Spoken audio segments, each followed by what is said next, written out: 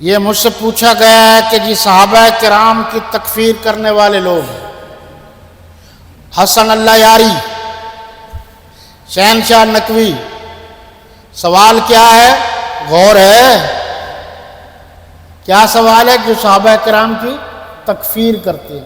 ان کو جو کافر کہتے ہیں، صحابہ کرام ہوں یا اہل بیت اعظام ہوں، ان کو جو کافر کہتا ہے، ان کی توہین کرتا ہے، ان کی گستاخی کرتا ہے، ان کے خلاف نازیبا الفاظ استعمال کرتا ہے، سب و شتم کرتا ہے، خواہ وہ شہنشاہ نقوی ہو، اس کا باپ ہو، اس کی اولاد ہو،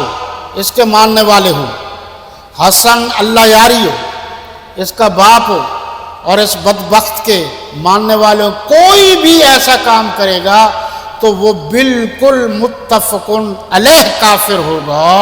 اور اس کی دلیل یہ ہے کہ قرآن صحابہ کرام کی تعریف کرتا ہے، جو صحابہ کی تعریف کی جگہ تنقید کرے گا وہ قرآن کا انکار کرے گا، اور قرآن کا انکار کرنے والا مسلمان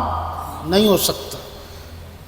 کہہ رہے ہیں جی ہم یہ کر دیں گے، کرو چیلنج، میں تو کر رہا ہوں ایک عرصے سے، جو مجھ میں سکت ہے، طاقت ہے، وہ تو میں کر رہا ہوں اور انشاءاللہ کروں گا جی۔